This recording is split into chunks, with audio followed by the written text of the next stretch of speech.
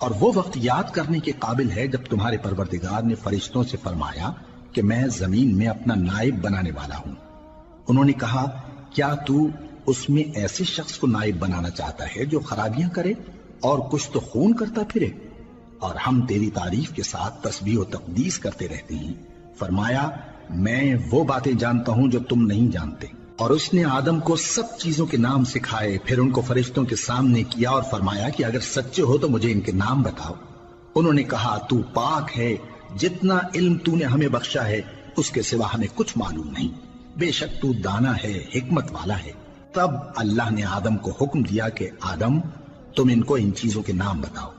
سو جب انہوں نے ان کو ان کے نام بتائے تو فرشتوں سے فرمایا کیا میں نے تم سے نہیں کہا تھا کہ میں آسمانوں اور زمین کی سب پوشیدہ باتیں جانتا ہوں، اور جو تم ظاہر کرتے ہو اور جو پوشیدہ کرتے ہو سب مجھ کو معلوم ہے۔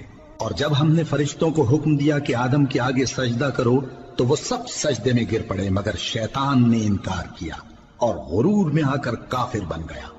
اور ہم نے کہا کہ اے آدم تم اور تمہاری بیوی بہشت میں رہو اور جہاں سے چاہو بے روک ٹوک کھاؤ پیو، لیکن اس درخت کے پاس نہ جانا نہیں تو ظالموں میں ہو جاؤ گے۔ پھر شیطان نے دونوں کو اس درخت کے بارے میں پھسلا دیا اور جس عیش و نشاط میں تھے اس سے ان کو نکلوا دیا۔ تب ہم نے حکم دیا کہ بہشت بری سے چلے جاؤ، تم ایک دوسرے کے دشمن ہو، اور تمہارے لیے زمین میں ایک وقت تک ٹھکانہ اور معاش مقرر کر دیا گیا ہے۔ پھر آدم نے اپنے پروردگار سے کچھ کلمات سیکھے اور معافی مانگی تو اس نے ان کا قصور معاف کر دیا۔ بے شک وہ معاف کرنے والا ہے، بڑا مہربان ہے۔ ہم نے فرمایا کہ تم سب یہاں سے اتر جاؤ، جب تمہارے پاس میری طرف سے ہدایت پہنچے تو اس کی پیروی کرنا کہ جنہوں نے میری ہدایت کی پیروی کی ان کو نہ کچھ خوف ہوگا اور نہ وہ غمناک ہوں گے، اور جنہوں نے اس کو قبول نہ کیا اور ہماری آیتوں کو جھٹلایا وہ دوزخ میں جانے والے ہیں اور وہ ہمیشہ اس میں رہیں گے۔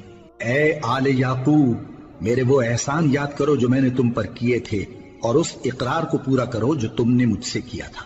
میں اس اقرار کو پورا کروں گا جو میں نے تم سے کیا تھا، اور مجھی سے ڈرتے رہو۔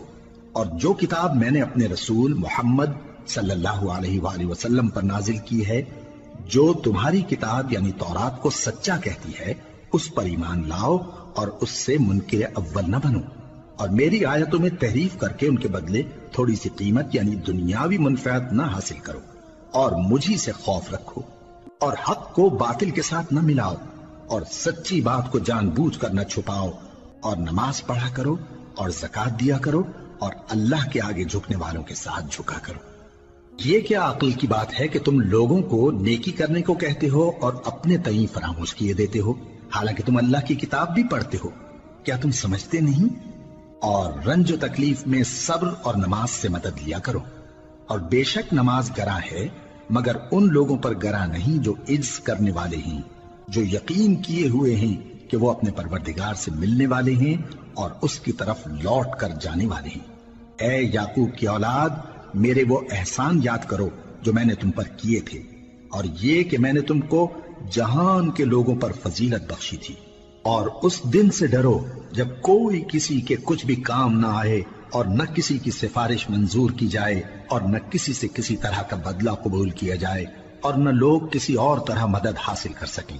اور ہمارے ان احسانات کو یاد کرو جب ہم نے تم کو قوم فرعون سے نجات بخشی، وہ لوگ تم کو بڑا دکھ دیتے تھے، تمہارے بیٹوں کو تو قتل کر ڈالتے تھے اور بیٹیوں کو زندہ رہنے دیتے تھے، اور اس میں تمہارے پروردگار کی طرف سے بڑی سخت آزمائش تھی۔